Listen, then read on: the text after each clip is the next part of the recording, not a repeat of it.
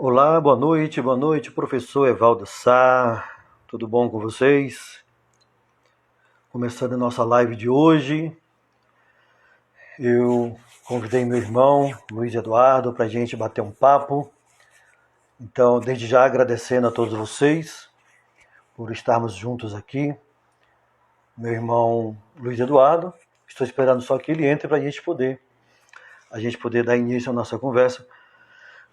É um bate-papo entre irmãos. Vamos conversar um pouco de tudo um pouco.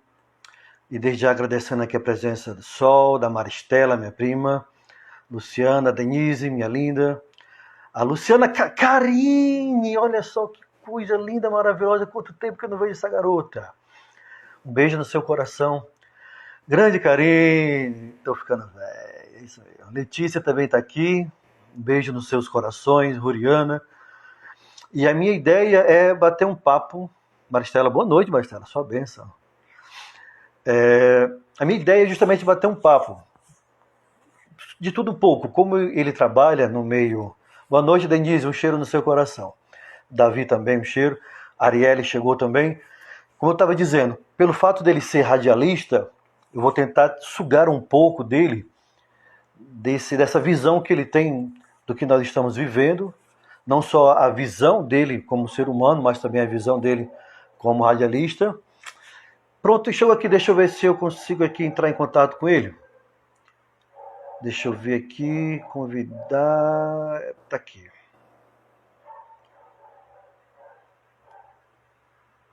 Fazendo transmissão, parará. Esse nosso irmão Luiz Eduardo, chegou o Mário Portela também.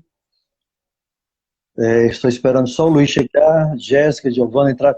Grande Luiz Eduardo! Baixa só um pouquinho o celular para a gente poder ver.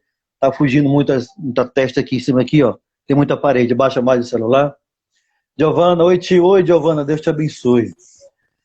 Como eu estava dizendo, bater um papo com o Luiz Eduardo, meu irmão mais velho. Eu sou mais bonito do que ele, sempre disse isso, né? E vamos aproveitar para conhecer o lado humano do Luiz e também conhecer o lado radialista dele sobre determinadas situações que nós estamos vivendo hoje. Deixa boa noite, professor Luiz Eduardo, boa noite. Boa noite, Evaldo Sá. Tudo bem, Evaldo? Tá me vendo, né? Estou te vendo muito Sim, bem, sim, mas sim. eu queria me ver também, mas eu não posso, né? Não entendi, queria o quê? Eu queria me ver também, porque a minha tela embaixo aqui está escura aqui, tá? Mas eu estou te vendo perfeitamente. Eu sou muito bonito, Pronto. eu queria também me ver, sabe? Tem esse detalhe também, o fato de duas pessoas assim tão bonitas juntas assim, né? Pode até espantar. Meu irmão Luiz Eduardo, olha só a Karine dando boa noite. A mãe tá mandando um abraço para os dois. Um beijo no coração da sua mãe. Saudade de vocês, viu? Grande Ivo tá por aqui também. O Ivo, viu, Luiz? O Ivo tá aqui. Oh, Professor rapaz. Ivo é um personagem. O Ivo é um personagem que eu nunca vou esquecer, não. É um cara que eu tenho no meu coração. Verdade. Luiz, boa Sim. noite. Eu vou começar batendo um papo com você. É bem simples. Eu faço a pergunta e eu respondo. Não, brincadeira. Eu faço a pergunta e você responde, tá? A Lucélia também está aqui. Você lembra da Lucélia? Lucélia está aqui. Leve sim, Lucélio. Um beijão, Lucélio. Só gente boa. Maristela, Denise, a Jéssica. Deixa eu ver quem mais. Ruriana, minha aluna. A Anne, minha aluna. Giovana, minha aluna. Linda e maravilhosa. O Ítalo também está aqui. Mário Portela, gente boa demais. Deixa eu ver quem mais. O Ítalo, Arielle, menina muito inteligente, de sucesso. Luiz, hoje o meu irmão Luiz Eduardo, ele é radialista da Rádio Reis Mares e também é professor de História. A primeira pergunta que eu te faço é a seguinte: você é mais professor de História ou é mais radialista? Eu diria, Evaldo, primeiramente abraçar todos que estão com a gente nesse momento, né, que estão acompanhando essa live, esse bate-papo descontraído, que caso também queiram fazer algumas perguntas, né, a gente está aberto aí Isso? para a galera que queira fazer alguma pergunta. Eu diria que eu sou um professor de história no rádio, e ao mesmo tempo eu sou um radialista atuando como professor de história. Vê se dá para entender, é mais ou menos assim. A sala de aula, ela me ajuda a ser um bom radialista. E eu sou um bom radialista por quê? Porque eu vim da sala de aula. Deu essa coisa de live, de dar aula de história, aulas online, isso para mim, no começo foi um desafio, foi algo assim bem diferente. Mas aí depois que você tem essa facilidade de comunicação, e o rádio te dá essa facilidade de você ser comunicativo, aí você vai usando também na sala de aula, nas gravações das aulas online, nas mensagens que a gente manda para os alunos, e de uma forma bem descontraída, porque você também no rádio, eu digo até que eu apresento um programa de rádio como se eu estivesse batendo um papo. Estou batendo um papo aqui, mas da seguinte forma, eu só consigo fazer esse bate-papo fluir a partir do momento em que eu tenho informações seguras e precisas para passar para o meu ouvinte. E agora, voltando para a sala de aula, eu só consigo ser, eu acho, né, só de nós, um bom professor. Por quê? Porque eu, a partir do meu tempo de vivência em sala de aula, eu fui adquirido também alguns fatores importantes para uma sala de aula. Entre eles, a ideia de que você precisa ter um bom conteúdo. Porque um bom conteúdo também segura o aluno na sala e a forma como você transmite esse conteúdo vai facilitar também para que os alunos possam compreender, possam gostar da sua aula, passem a te admirar e passem a ter você também como um exemplo, né? A gente, eu estou conversando muito, viu? A gente, para se ter uma ideia, acontece, vez ou outra, eu encontro com alguns alunos, aí uns dizem assim, estou fazendo história e aprendi a gostar de história por causa das suas aulas. Isso para a gente é gratificante, né? Isso aí é o resultado do trabalho, não tem preço que pague essa coisa de você ter o reconhecimento daquele que você tem como alvo, que é o aluno. Então, se você tem ele como alvo, e esse alvo é alcançado, e ele te dá uma resposta dizendo que, eu estou fazendo faculdade, ou então estou me formando em história, por causa das suas aulas de história, porque eu gostava da sua metodologia, isso aí já é uma grande vitória para a gente. Acho que eu respondi, né? Respondeu sim. Eu passei 14 anos trabalhando em rádio também, em rádios comunitárias, e eu me lembro que a primeira vez que eu cheguei no estúdio era eu, o microfone e a parede. E eu fazia a seguinte pergunta, meu Deus do céu, tem alguém me ouvindo uma hora dessa, era 10 horas da noite? Será que eu estou aqui fazendo papel de doido, falando aqui sozinho, gesticulando, e de repente o telefone começa a tocar, e vem participação, e a gente vê o alcance que a rádio nos dá, né? Mas eu queria dizer o seguinte, você como professor de história deve ter falado muitas vezes das grandes pandemias que aconteceram ao longo das histórias. Se não me falha a memória, minha pesquisa diz que 1920, 1820 sempre foram as grandes pandemias, né, da história, do modo geral, eu posso dizer assim. Aí eu pergunto a você, quem diria que você, que já falou tanto de pandemia histórica, hoje está vivendo uma delas, né? Aí eu digo, como é para você ser um professor de história vivendo dentro de uma pandemia como a que nós estamos vivendo? É algo novo, né? É algo novo, e esse novo que... Deixa eu aproveitar para abraçar também a Denise, que ela está com a gente, né? Tá. A cunhada Denise, Tá. né? Beijão, Denise. Obrigado pelas palavras. A Denise também, que é uma pessoa que está sempre acompanhando o nosso trabalho, tanto no rádio como na sala de aula.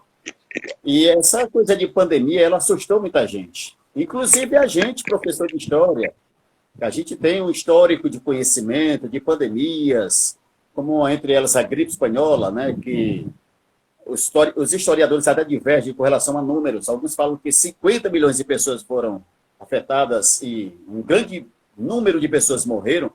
Isso assusta a gente, na medida que, de repente, a gente se depara com uma pandemia. Uma pandemia que é cheia de interrogações, é cheia de buscas por respostas, e que as pessoas estão aflitas.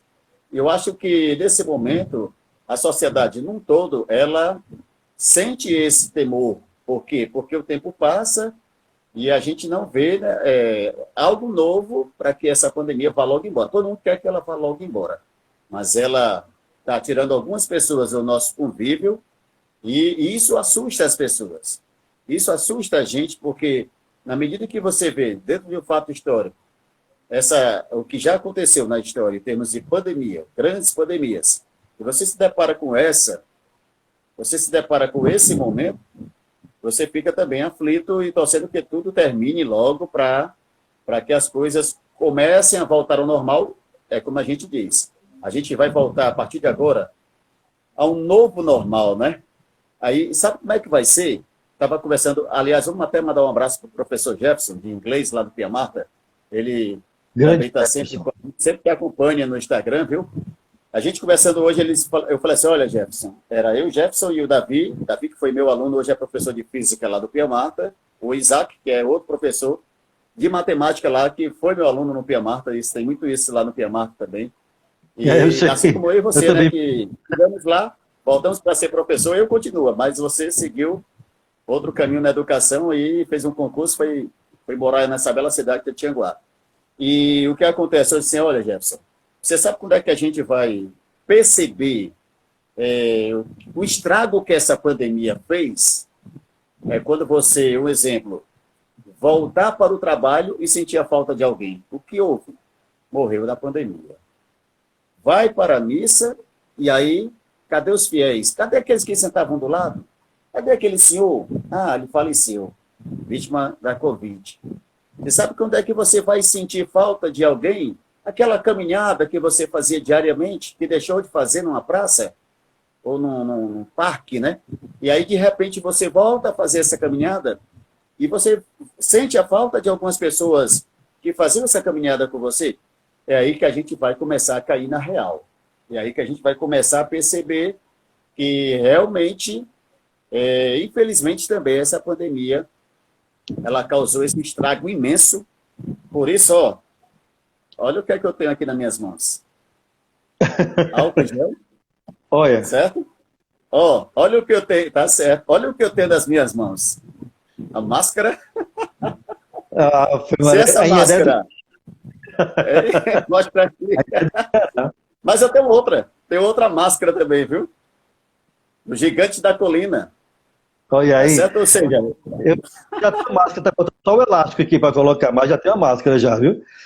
Luiz, a Karine lá, né, a do Bar de Fátima, mandando um abraço para nós dois, a Karine, a mãe dela. Você se lembra da mãe da Karine? Né? lembro, inclusive, falei com ela agora recentemente, com a Bitônia. Karine é a Isso. psicóloga da família, né? Eu assisti Karine que a está com um live da projeto bem Karine, viu? Quero bacana. dizer para ela que eu assisti a live dela com uma outra psicóloga, se não me falha a memória.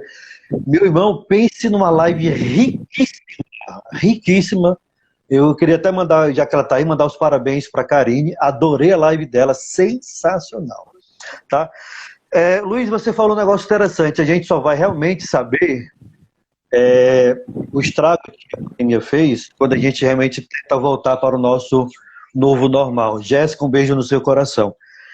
Aí eu pergunto a você, além dessa nova cara que a pandemia vai trazer para nós, são duas perguntas. Primeira, as autoridades do mundo não estavam preparadas para ela, mesmo conhecendo a história de várias pandemias que nosso planeta já teve. As autoridades não se prepararam para ela. E segundo, o que é que essa pandemia pode nos dar de lição? Com relação às autoridades, eu acho até que no começo, Evaldo, as autoridades fizeram pouco caso dessa pandemia. Pouco caso, viu? A coisa começou na China e ninguém se preparou. Porque se começou lá e se passou a ser uma pandemia, a tendência é que ela se espalhasse pelo mundo. Ela vai chegar na Europa, a América vai ver o que estava acontecendo na Europa, mas a América, ela também não se preparou para essa chegada. Esse Covid vai chegar aqui na América, e aí o nosso país vai esperar chegar para tomar providências. Ou seja, aquela coisa de você somente tomar ciência da coisa quando a coisa acontece dentro da sua casa. Aí é o que eu vejo. Faltou realmente, por parte das autoridades, porque essa história do compromisso político. Todo mundo querendo ser um político, mas ninguém tem compromisso político. É bem diferente a situação. Ser político é uma coisa, e você ter compromisso como um político é outra coisa. E o absurdo que a gente está vendo aí, né, que está acontecendo, Rio de Janeiro, governador Witzel afastado, por conta de quê? Por conta dessa falta de compromisso e dessa oportunidade de tirar proveito de uma situação tão complicada e tão difícil que é essa pandemia, o que é um absurdo. Prova-se o quê?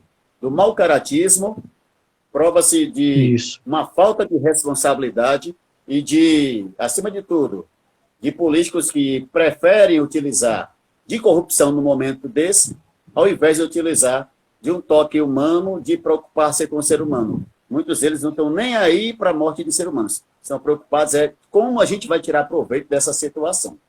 E agora, qual é a segunda pergunta? Porque eu estou tomando um remédio para esquecimento, eu estou esquecendo de tomar o remédio. Viu? Que lições a pandemia, que lições a pandemia ela traz para nós? Deixa eu abraçar a Yasmin também, que está com a gente. E a Yasmin Monique. Um beijo, Yasmin, no coração. Também é outra que está participando com a gente. Valeu demais. Acabou de entrar, né? Na nossa live aqui, o Hermácio, né? Quirino também. O Hermácio é o ex-aluno. Gente boa também. Ex-aluno. Um abração para ele aí. Quais as lições que eles, políticos, tirariam dessa pandemia? Nós, de modo geral. O que a pandemia ensinou para nós, de modo geral? Ensinou uma lição que eu acho fundamental. Do valor à vida e do valor ao próximo. São duas lições. Valorize a sua vida, porque a pandemia está mostrando que as pessoas estão morrendo assim num sopro. Às vezes, dependendo muito do organismo, ficam adoentadas um dia, 2, 3 dias, vão embora desse convívio. Então, a gente tem que valorizar a vida. E valorizando a vida, você vai valorizar também outros setores da vida, né? Além da vida, você valorizar os amigos. Não perca a oportunidade também de estar sempre demonstrando carinho pelo seu amigo, pela sua família, porque o real valor das pessoas a gente só conhece quando a gente perde. E, infelizmente, essa é a situação. Essa é a situação de se dar valor somente quando perde. Isso é que eu acho que é a maior lição que a gente pode tirar desse momento é reconhecer que a gente precisa dar mais valor às pessoas e mais valor à vida. Verdade, verdade. Eu vejo assim, a Covid, essa pandemia, ela mostrou os dois lados da humanidade. Não teve meio termo. Mostrou o lado solidário e o lado hipócrita da humanidade. Por quê? Porque enquanto tinham pessoas preocupadas com as outras pessoas, em ajudar, em salvar, tinha outros irresponsáveis que não deram a mínima atenção para o que estava acontecendo e eu acho que foi essa irresponsabilidade dessas pessoas que fez com que ela crescesse tanto. A gente viu grupos de pessoas fazendo cestas básicas, fazendo campanha para ajudar as pessoas. Eu conheci aqui uma pessoa aqui na cidade que numa semana estava ajudando aquele menino do cuscuz e na outra semana ela estava sendo velada. Não sei se você soube, o menino do cuscuz aqui, que foi bater até no Luciano Huck, que ele foi humilhado nas redes sociais. Numa semana ela estava ajudando, na outra semana ela estava sendo velada. Foi tudo muito rápido. E ao mesmo tempo a gente vê também a hipocrisia das pessoas, como por exemplo a gente vê, não estou acusando, estou dizendo o que é que estava se passando nas redes sociais, de pessoas, líderes políticos usando a pandemia para trazer dinheiro para si. Dizem, não estou dizendo que é isso, dizem que aumenta até os números da Covid para trazer mais dinheiro. Mas isso aí tem que ser provado. Não será eu que irá provar isso, até porque eu não sou jurista. Mas, infelizmente, o ser humano ainda tem esse lado ruim dentro dele. Isso aí só quem é psicólogo, como a nossa amiga Karine, é que pode explicar isso. O ser humano, ele prefere, muitas vezes, demonstrar o seu lado ruim, que existe dentro dele, para poder ganhar em benefício de si mesmo. E são poucos os que fazem tanta solidariedade. O lado bom não se sobressai tanto quanto o lado ruim. Mas vamos aqui ao script, que eu separei aqui uns scripts, aqui umas perguntas que eu fiz para você, tá? Vamos lá. Certo. Tá na moda agora, e você como é um homem de rádio, você pode dizer isso melhor do que eu. Está na moda agora a fake news. Fake news. Eu sou fake dói. mas tem a fake news, né? Como é que você vê essa questão da fake news? É realmente aquele lado que eu acabei de dizer, o lado ruim da humanidade, se sobressaindo mais do que o lado bom? Como é que você, como radialista, sua visão de radialista, vê a fake news? Evaldo, assim, deixa eu falar que a Shirlene também está com a gente. Shirlene Shirlene, está lá em nossa irmãzinha. Catarina com a gente. Falta só a Beijão, nossa. Shirlene. A Rosana também está com a gente. Deixa eu Rosana? falar Oi, aqui. Rosana. A Rosana está com a gente. Um abraço, Rosana, um abraço, Shirlene, a Rosa, a Vitória, todo mundo com a gente. Com relação a fake news, né? No meu ramo de professor ali, vou botar de radialista, no meu ramo de radialista, a fake news, ela atrapalha. Ela atrapalha e muito. Por quê? Porque a gente vive de informações. A gente vive de dar notícias. E aí, se alguém utiliza-se dessa ferramenta que é errada para citar uma informação que não é verdadeira, ela pode levar pessoas a acompanharem a sua informação errada e, com isso, passar a divulgar essa informação. Então, a gente que trabalha em rádio, aqui em Fortaleza, a gente tem muito cuidado com a informação. Entendeu? Eu que trabalho no plantão esportivo, tenho muito cuidado também nesse momento de dar notícias, dar resultado de notícias. Tanto que eu abro 3, 4 sites. Aí, se eu notar que todos os 4 sites estão dando a mesma notícia, eu parto para acreditar que não é fake news. Mas que só um dá a notícia, eu já fico assim meio... Aí eu começo a buscar outras fontes. Por isso que eu não sou assim eu não sou a favor de fake news, porque na área que eu trabalho prejudica muito. Tá certo?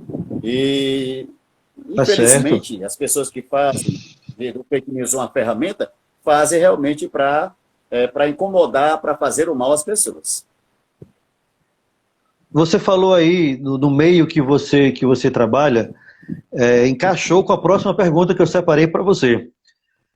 Meu irmão, você acha que com tantas mídias aparecendo, YouTube, como Instagram agora, YouTube, Instagram, o Facebook também faz lives, e etc., o próprio Spotify, etc., as rádios e internet, você acha que o rádio, o segmento rádio, está tendente a sumir do mercado? Não. Não, eu digo que não, sabe por quê? Porque existe o rádio e a rádio, né? O rádio é o aparelho, né? Aqui um rádio, tá, um aparelho, um rádio. Esse, aos poucos, ele está começando a ser substituído por essas ferramentas que você falou. Mas a rádio em si, a emissora, essa não. Essa, ela está se ajustando às redes sociais. Porque se ela não faz isso, se ela não vai se adequar às redes sociais, ela também vai ficar para trás. E ela vai perder ouvintes, ela vai buscar informações, mas ela não vai ter mais ferramentas, além do próprio rádio, além da rádio em si, para divulgar essa notícia. Então, exemplo, na Verdes, onde eu trabalho, a gente tem o nosso site, a gente tem a ferramenta do YouTube, nas transmissões esportivas, tem o Facebook, ou seja, e tem o rádio.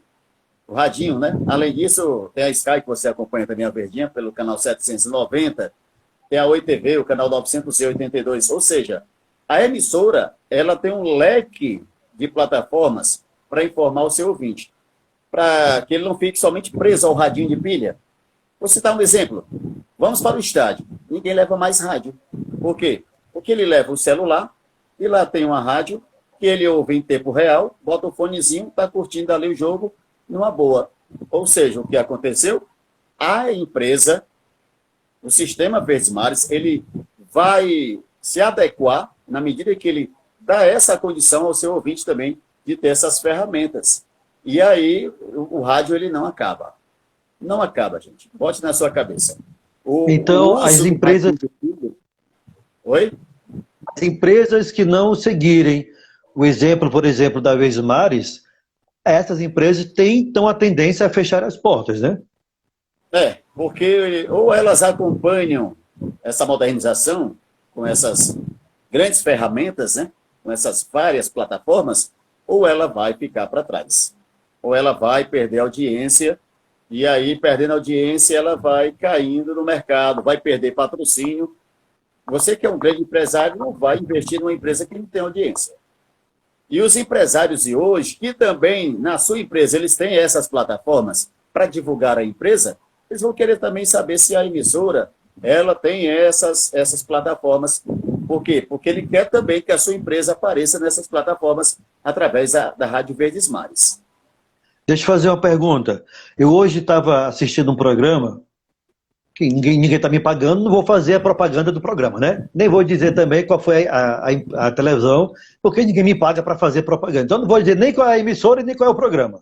Mas eu estava assistindo um programa e eles estavam debatendo a intromissão da empresa, do patrocinador, dentro daquele clube esportivo, me dizendo o nome.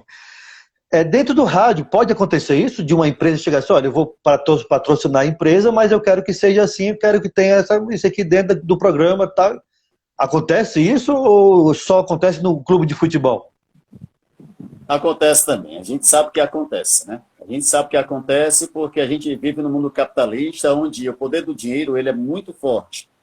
E aí, Evaldo, se eu quero que a minha empresa apareça no seu canal do YouTube ou no Instagram, numa live, eu vou dizer, olha, Evaldo, eu vou te patrocinar, você vai falar o nome da minha empresa, só que tem um detalhe. Se a minha empresa tiver alguma falha, não é para você citar e nem tampouco dar a sua opinião contrária à empresa, porque sou eu que te pago. Existe até um pensamento que as pessoas dizem que como é que você vai falar mal de quem te paga? Então, se alguém te paga, você fica numa situação de estar, como diz na gíria, está com o rabo preso, eu não posso falar mal. Eu conheço alguns que utilizaram-se do rádio, aí tiveram acabaram se entrando, né, influenciados pela reportagem em clubes do estado do Ceará, e até do Brasil existe muito isso, e aí a reportagem ela recebe um valor do clube para não falar mal do clube. E esse valor é pago pela presidência do clube. Eu não vou dizer qual é o clube, quais são os clubes, porque são muitos que usam desse artifício, dessa ferramenta, para que a sua administração dentro do clube, ela dentro da emissora. Então é mais fácil se falar mal de um jogador do que de um clube, já que aquele clube, através do presidente, te paga um certo valor. Então você procura o mau momento dessa equipe, então vamos falar do mal do jogador, do mau momento daquele jogador. Entendeu? Aí porque é completamente acaba... normal também, né? Eu também não vejo nada de mal nisso, não, né? É completamente normal. Alguém chegar assim, não, eu não vou falar mal do meu irmão, porque é meu irmão. Não vou falar mal dele, não. Mas deu uma escorregadazinha e tá mais, vou falar, botar meu irmão lá em cima. É completamente normal tudo isso que eu acho. Que o empresário chegue e faça esse tipo de acordo. Eu não vejo nada de mal nisso. Eu estou lutando pela minha empresa, eu quero que minha empresa tenha uma boa imagem e você é meu parceiro e nós vamos trabalhar juntos para poder manter a boa imagem. Eu acho isso normal.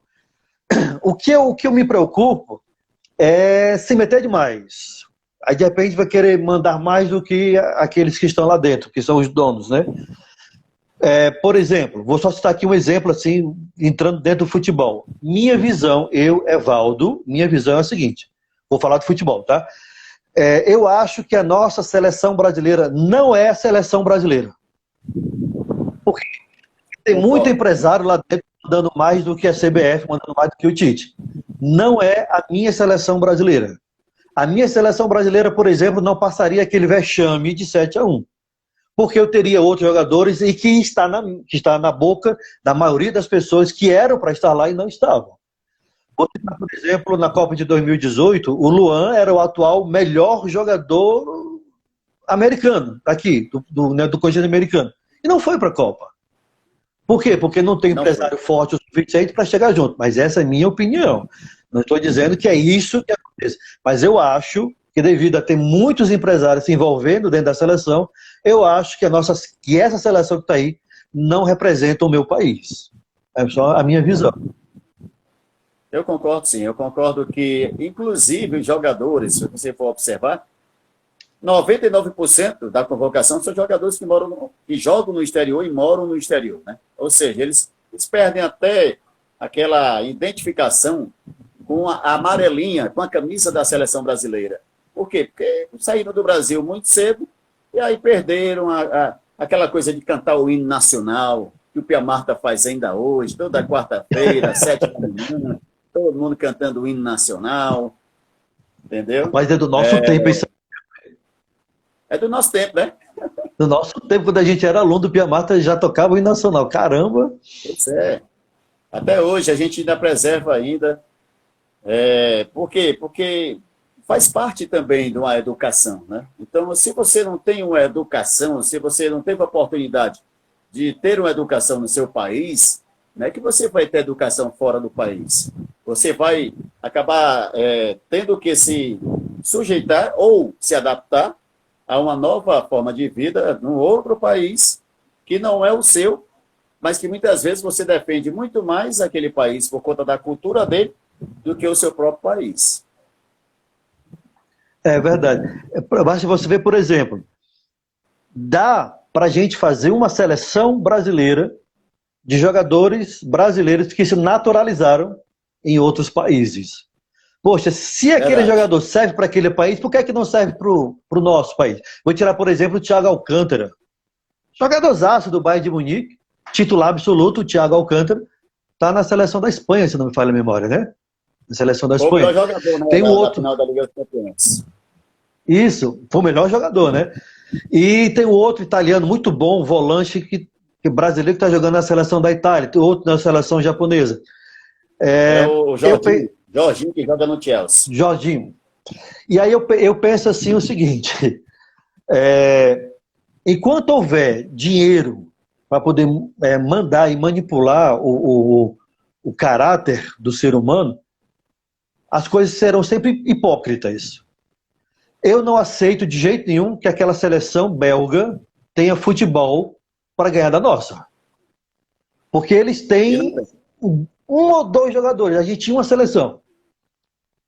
E com toda sinceridade, aquela eliminação da última Copa, a seleção brasileira, aquela seleção belga ia jogar 15 vezes contra a seleção brasileira e não iria ganhar.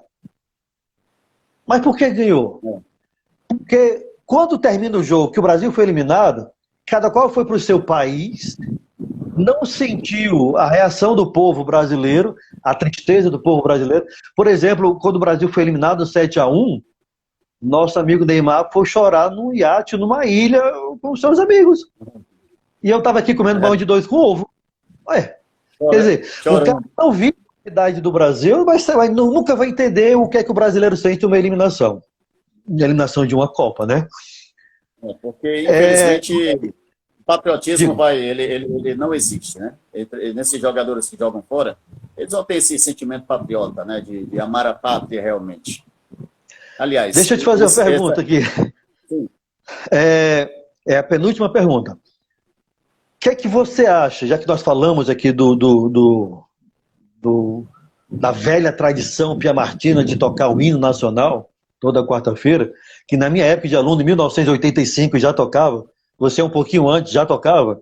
O que é que você acha da proposta que parece que andou sumida por aí, de voltar às disciplinas de Educação Moral e Cívica e OSPB? Você acha que traria esse sentido de patriotismo ou não? Eu não sei, porque é o seguinte, essas disciplinas, você sabe que nos anos 80 elas passaram a entrar na grade curricular, mas no período em que a gente estava em um regime militar. OSPB, Organização Social e Política do Brasil. Que tipo de organização se queria na época? Que tipo de sociedade se queria na época? Qual era o político que governava o país naquela época, que governava o Brasil? Então, esse tipo de disciplina ele foi colocado na grade curricular por conta da questão política. A moral e cívica, ela dá um contexto assim, mais de um lado de sociologia, ela também passou a existir, mas foram disciplinas do regime militar. Então é o seguinte, para a gente resgatar, não diria que seja, eu não sou de acordo. Eu acho o seguinte, qual vai ser a proposta curricular? Qual vai ser o conteúdo que esse livro vai trazer? Aquele dos anos 80, dos anos 70, que foi imposto pelo regime, ou vai ser o regime democrático? cabe ao MEC e ao presidente que tipo de disciplina, que tipo de conteúdo eu vou aplicar na minha sala de aula com relação a moral e cívica. Que tipo de moral eu vou explicar para o meu aluno se o político ele é corrupto? Como é que eu vou dar para ele a valorização da ética, de ter ética, se o político não tem ética? Então, se o político quer resgatar, se ele quer resgatar, então vai ter que mudar muita coisa, vai ter que mudar a postura do político para começar a ter uma disciplina mais correta. E o OSPB era essa disciplina, uma disciplina bastante rígida, porque ela tinha características bem aos moldes do regime militar. Para que ela venha a existir nesse momento, com um país democrático, eu precisaria ver, dentro da grade curricular, todo o conteúdo para eu passar a dar uma resposta mais exata, comparando com o que era o OSPB antigamente. É verdade. A democracia, eu questiono muito a democracia no Brasil, porque eu não sei que democracia é essa onde eu sou obrigado a votar e o mesário é um voluntário. Então, não sei, eu não entendo essa democracia. Eu não entendo que democracia é essa onde é necessário que exista cotas nas faculdades para que aquele menos favorecido tenha condições de fazer uma faculdade. A última pergunta que eu separei aqui para você foi a seguinte. Claro que outras vão surgindo aqui no decorrer da nossa conversa. Você acha que a nossa educação ela está falida? Repete aí, Evaldo. Deu um cortezinho aqui. Você acha que a nossa educação, a educação escolar, ela está falida? Eu diria que sim, mas ainda dá para salvar. É aquela falência que não se baixou as portas ainda. Se viu que a situação está difícil, está todo mundo assustado, é como se fosse uma empresa prestes a baixar as portas. Mas alguns funcionários ainda acreditam que pode sim se recuperar, que pode sim se dar uma volta por cima no que diz respeito à educação. Mas está difícil. Está difícil. A partir do momento em que os políticos eles não priorizam a educação. Se não priorizar a educação, a tendência é que a nossa educação seja sucateada. E aí, na medida que isso acontece, ela vai entrar em um processo de falência, um processo de decadência. Nós, como professores, ainda acreditamos, sim, na educação. Por isso que eu estou, para você ter ideia, Valdecendo, eu completei só no Pia Marta 25 anos.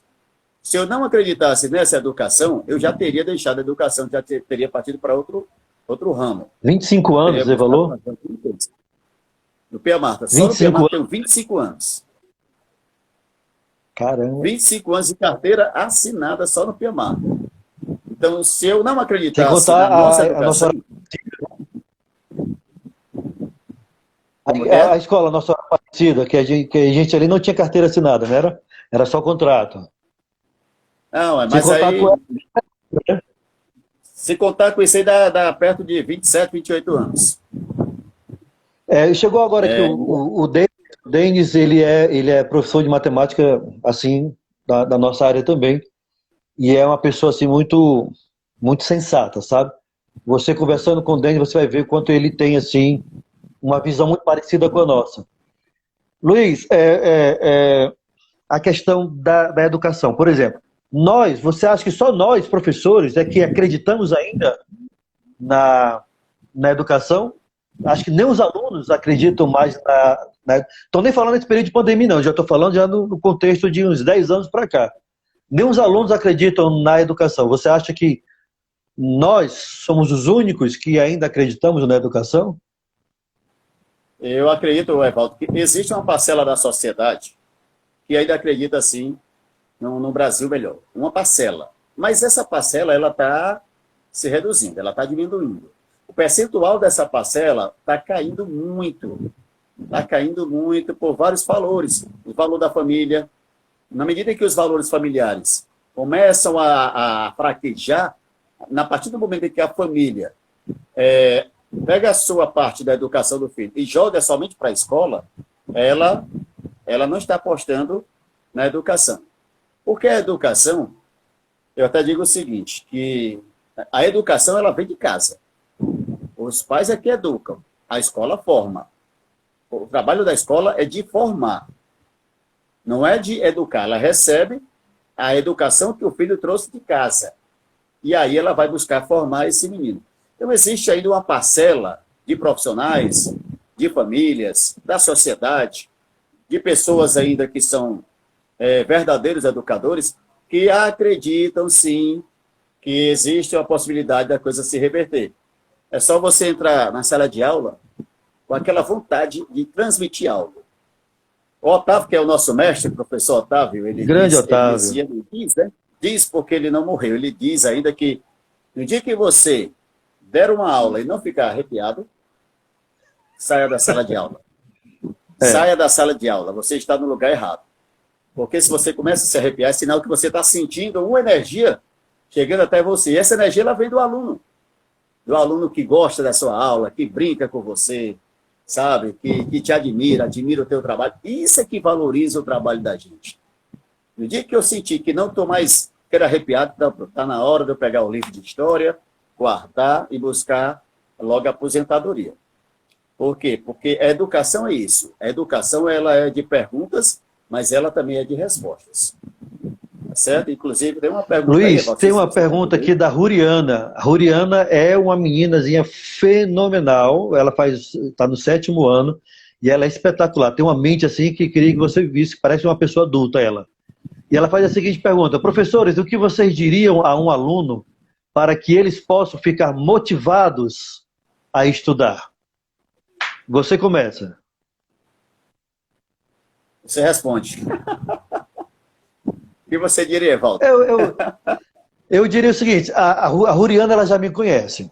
Eu sempre digo algumas frases assim que eu jogo no ar. Por exemplo,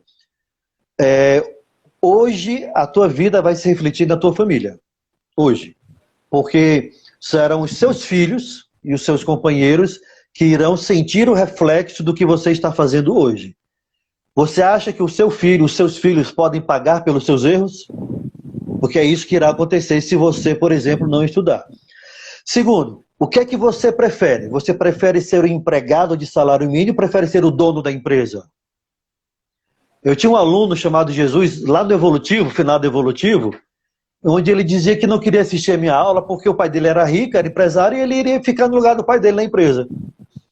E ele quis, na frente dos meus alunos, menosprezar o valor da educação. E eu disse bem simples assim para ele: você será conhecido como aquele que faliu, que destruiu o império que seu pai construiu.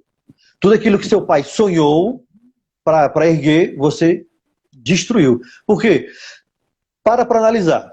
Se ele trabalha, por exemplo, com gado, se ele vai trazer um tipo de gado lá de um outro estado, tem que ver se aquele estado, o nosso estado, é adequado para a criação daquele tipo de gado que você vai trazer. Isso aí eu preciso conhecer de biologia. Será que o clima, o ambiente é o adequado para aquela criação? Eu preciso conhecer um pouco de geografia. Mas e a história daquele gado, a história do processo de criação, de evolução? Onde ele se deu melhor? Em qual estado? Em qual porcentagem? Em qual área da administração? Então, só nessa pergunta eu já incluía história, português e matemática. O quanto é que eu vou gastar e o quanto que eu vou receber? Olha só a matemática entrando aí de novo.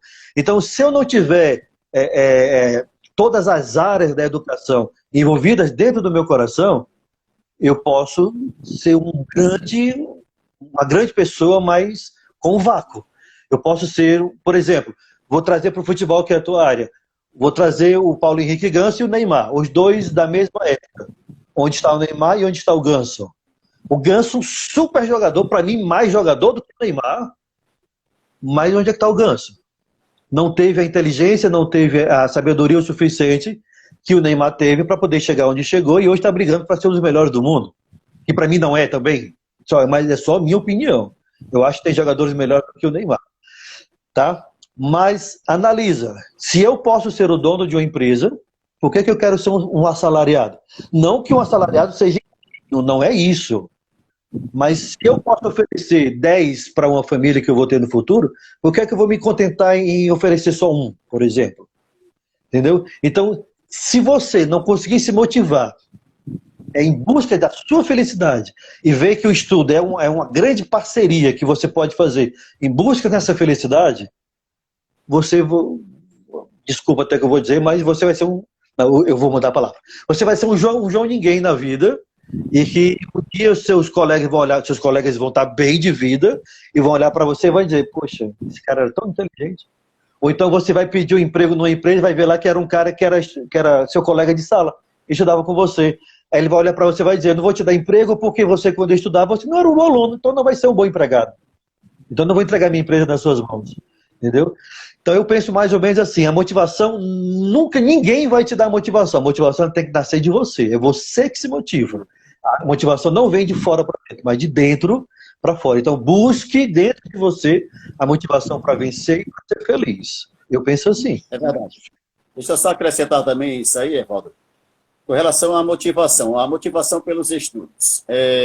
Dentro de uma sala de aula, em determinado momento na faculdade, em torno de 25 alunos estavam em uma sala de aula, na faculdade. E aí aquela conversa exagerada, tal, aí o professor insistindo em pedir silêncio, e aí um aluno pediu a palavra, né? Pediu a sala que ficasse em silêncio e, professor, a motivação, ela começa na pessoa.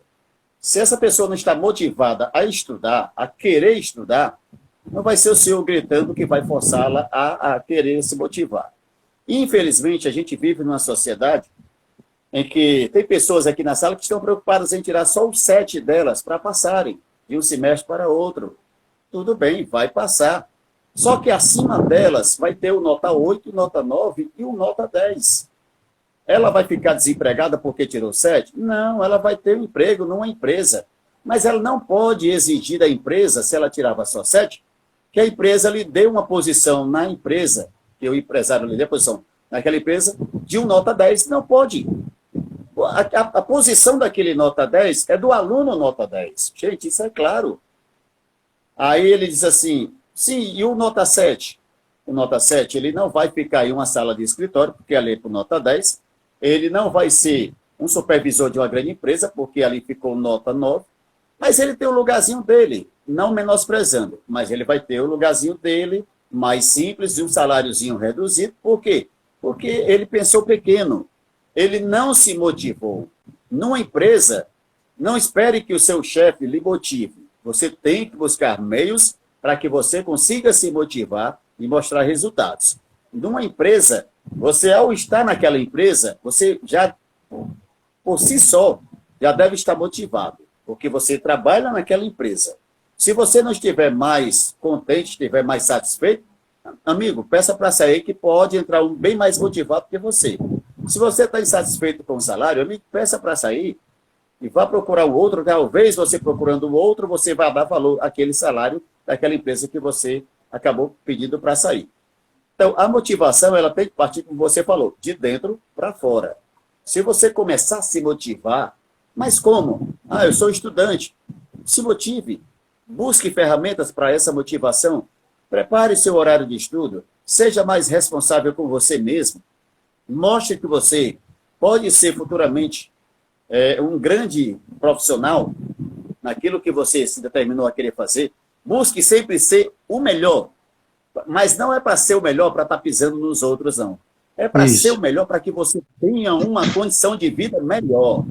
Porque vai chegar um momento em que a sua família vai cobrar de você. Deixa eu só abrir um parênteses aqui. A minha avó, nossa avó, ela dizia uma frase assim, mais ou menos assim. Davina. A gente tem que procurar ser o melhor, não para pisar nos outros, mas para não ser pisado pelos outros, né? Fechei o parêntese. A Shirlene está dizendo que motivação é motivo mais ação, que é igual ao objetivo, ou sonhos realizados. Concordo com a Shirlene, está certíssima. Porque se você não tem um motivo e nem tem uma ação, você nunca vai ter uma motivação. E aí o resultado vai ser o quê? A realização dos seus sonhos. Na vida é muito difícil, a vida da gente é muito difícil, gente. Nada é fácil, tudo é com sacrifício. E por isso que você não espere que ninguém te motive. Busque você, em você mesmo essa motivação. Tá Olha, a certo? Ruriana já Deixa eu respondeu, contar Luiz. aqui Ó, rapidinho uma história, Valdo. diga, Rapidinho. diga. Bem rapidinho. Eu entrei no rádio, Você tem 5 minutos. eu fui fazer um curso de radialista. Quando eu fiz esse curso, lá estavam o César Moraes, ex-treinador de futebol, já faleceu. Lá estavam outros conhecidos do rádio cearense e lá estava também o Wellington Muniz. Quem é o Wellington Muniz? Você sabe? É um Sei, sei. humorista, hoje em dia conhecido no Brasil inteiro, até no mundo inteiro, do Ceará. Ele fez o curso comigo, era um menino, tinha 18, 19 anos. Mas ele trabalhava no Maracanaú, que é uma rádio de uma região na Pitaguari, que é uma rádio de uma região metropolitana de Fortaleza. Mas ele disse, ó, eu não quero ficar em Fortaleza, eu quero ir para São Paulo. É o objetivo dele. Ele mesmo se motivou e correu atrás. E hoje ele é o que é, né? Quando eu estava lá no meio de todos, eu ficava assim, imaginando, meu Deus, o que é que eu estou fazendo aqui? Mas se eu estou aqui, é porque algo me motivou. E eu também tenho o meu valor, então eu vou buscar esse valor. Lutei, consegui, graças a Deus, fiz o curso de radialista, mas eu tinha um sonho, que era trabalhar nessa empresa, na Rádio Verdes Mares, que é o maior sistema de comunicação do estado do Ceará. Comecei numa rádio pequena, fui batalhando, não desisti, até que algumas pessoas me deram uma oportunidade, entre elas o Gomes Farias, que me deu essa grande oportunidade, é um grande comunicador do rádio cearense. Sérgio Pinheiro, que faleceu, foi um homem que eu aprendi muito com ele no rádio, e aí eu consegui ter motivação. Hoje eu continuo na empresa, por quê? Porque eu continuo dia após dia me motivando, tentando ser um algo mais, tentando fazer um algo mais dentro da rádio, entendeu? Então eu sou um homem hoje que eu tenho múltiplas funções. Eu só não faço narrar futebol, mas eu faço reportagem, Eu sei. apresento programa de Mas já rádio. narrou pênalti, Mas já narrou pênalti que eu vi. Já narrou pênalti já, pênalti, viu? Foi, eu vi, isso aí eu vi. A rádio lá, quando o pessoal do estádio saiu do ar, eu tive que segurar o tranco, mas foi um desafio, né? Mas a vida da gente é disso, é de desafios, e eu estou muito feliz aqui de participar dessa live, foi muito bacana esse papo. Tinha mais coisa para a gente falar, mas aí, numa outra oportunidade, a gente volta aqui. Com certeza. Então tudo começa no final. Viu, Ruriana? Ruriana disse que ajudou muito, a Ruriana. Tudo começa no final. E como a Shirlene disse, eu tenho essa meta.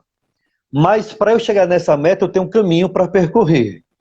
Então eu tenho que me motivar a estar sempre olhando para essa meta. Eu não posso desviar o meu olhar dessa meta. Minha meta é essa. Eu quero chegar aqui. E como eu digo para os meus alunos, que no meio do caminho vocês vão encontrar namoro, vocês vão encontrar amizades, vocês vão encontrar vícios, bebedeiras. Mas se você tiver um foco, tiver uma meta, nada vai impedir que você chegue nesse foco, nessa meta. Né? Ou seja, foco. O segredo está no foco. Oh, aí a psicóloga falando, oh meu Deus do céu, a psicóloga concorda comigo. Obrigado, psicóloga. A Karine, a grande Karine. Rapaz, pensar que eu já fui babado da Karine, meu Deus do céu. O tempo passa. Passa rápido, ligeiro demais. Então, tudo é o foco. Eu não posso perder o foco de jeito nenhum. Se eu perder o foco, eu posso até encontrar algo parecido, mas não era aquilo que eu queria. Não era aquilo que eu queria de jeito nenhum. Então, tudo é o foco. Tudo é o foco. Viu, Ruriana? Tudo é foco. A minha determinação vem do foco. O que é que eu quero para mim no futuro? Eu quero isso, então eu vou lutar para isso. Eu posso até me desviar um pouquinho, mas eu tenho que voltar e estar com meus olhos atentos a esse foco. Por exemplo, quando eu era mais jovem, isso faz muito tempo, eu queria ser médico, ou professor ou radialista. Faz muito tempo. Eu queria ser médico ou professor ou radialista. Eu consegui ser professor, sou professor de graças a Deus e adoro a minha profissão. E consegui trabalhar em rádio durante 14 anos, rádio comunitária, mas trabalhei e me orgulho muito do rádio, que é uma coisa que eu também sou apaixonado. Mas, médico, comecei um curso de enfermagem e vi que o negócio não era para mim, não. Eu só vi um braço quebrado, eu vomitei e saí do curso. Então, mas eu tinha o meu foco, eu tinha a minha visão, eu quero isso para a minha vida. Então é isso que eu vou atrás, é isso que eu vou correr, porque... não sei se o Luiz concorda comigo, não sei nem se a Karine concorda comigo, ou a Denise que está aqui, mas na nossa época a gente era mais focado nos estudos do que nos alunos de hoje. Não sei se você concorda. É assim, né? Cada um na sua época, né? Ou seja, a determinação da nossa época era outra, porque o foco era outro, a educação ela tinha outras ferramentas, mas todos nós temos que ter esse foco, né? E aí eu me lembro de uma frase do Raul, quando ele disse: sonho que se sonha só é só um sonho, mas sonho que se sonha junto é realidade. Ou seja, se você não tem um sonho na vida, está na hora de você encontrar um sonho e lutar por ele até a realização. É verdade. Luiz, nosso tempo está acabando. Nós temos aqui 4 minutos de acordo com o meu relógio. 4 minutos. Eu queria só dizer que até porque os estímulos para distração hoje... é verdade. É verdade. Cláudio Lima, grande a vocês. Karine, eu sempre digo nos nossos encontros de planejamento que nós temos uma luta desigual ou desigual. Nós, professores, temos uma luta desigual. Os meios de comunicação, as mídias sociais são mais atrativas do que os estudos. Por exemplo, a gente vai dar aula pelo Google Meet. Aí sabe o que acontece? O menino liga a câmera, aliás, entra, desliga a câmera e vai fazer o que eu não sei. Aí o que acontece? Termina a aula, eu fico dizendo, fulano já terminou a aula, fulano já terminou a aula. Aí eu vou lá no privado, do WhatsApp do privado do menino, digo, ei, avisa pro teu celular que a aula já terminou, viu? Que ele já pode sair da sala já. Ou seja, eles estão nem aí por que está acontecendo. Eles têm o conforto do lar para poder ter um estudo mais proveitoso. Não querem. Agora, eles ficam lá no chat falando sobre os jogos Free Fire e Fortnite e sei mais o que. No meu tempo era Mortal Kombat. Hoje é Free Fire, né? A gente luta no online, mas vence. Meu irmão, eu queria só que você desse aí suas palavras finais para a gente poder encerrar nosso bate-papo. Foi muito bom. A gente vai marcar um outro dia para a gente bater outro bate-papo. Um bate-papo entre irmãos. Foi bom, não foi? Foi legal e o quê? Passou 1 hora, né? 1 hora, já tá. Esse papo legal, contraído. 57 minutos já. Pois é, e muita coisa ainda ficou para a gente falar, né, na outra oportunidade, né? Só dizer ao Evaldo que eu fiquei muito feliz com essa oportunidade. Eu fico feliz quando as pessoas entram e compartilham com a gente, mandam a sua mensagem, que estão aí um abraço para a Bitonha, viu? Live. Mande um abraço para a Bitonha, que ela mandou um abraço umas 500 vezes para nós. Tá certo. Abraço para a Bitonha, um abraço, então. Então, olha, eu estou muito feliz aqui com a nossa família, né, que está também presente aí nessa live, os nossos alunos, ex-alunos, seus atuais alunos, e dizer, gente, que vamos continuar nessa, né? Vamos continuar, vamos focar, vamos ser determinados, né? Shirlene aí com seu novo empreendimento, está lutando, estou vendo aí, Rosana também com seus novos objetivos. Tem a Elino também, que está aqui com a gente também, que é minha esposa, né? Ela está sempre batalhando, está sempre buscando algo novo também, tá certo? E você, continue determinado. Não espere para que ninguém te motive, certo? Você busque essa motivação dentro de você. Maristela, um beijão para a tia Raimunda, um beijão também. Tia Raimunda, Binha, um beijo. Bebeto que passou por um perrengue grande, mas conseguiu vencer, é isso que importa, né? Debinha, um beijo também para vocês. Gente, esse meu irmão Luiz Eduardo... também, viu, Evaldo? A Laninha está com a gente também, viu? A Clara também, viu? Infelizmente a gente está acabando, né? O Douglas também dá uma passada por aí, né? Meu sobrinho e seu filho, dá uma passadinha por aí, tá? Debinha, um beijo no seu coração. Gente, esse é meu irmão Luiz Eduardo, nós fizemos nosso primeiro bate-papo entre irmãos e outros virão. Foi bom, o bate-papo foi bom, foi bem interessante, fluiu. E graças a Deus, agradecendo a todos que passaram e a todos os que ficaram, né? Um beijo na família, um beijo lá na nossa mãe. Vou salvar, viu, Karine? Vou salvar. Karine, vou dizer mais uma vez, adorei a sua live, foi sensacional. Foi muito bom mesmo, viu? Eu aprendi muito com você. Parabéns. Tchau, gente, até a próxima, se Deus quiser, um beijo no coração. Deus abençoe a todos vocês. Tchau, Luiz, tchau. Tchau.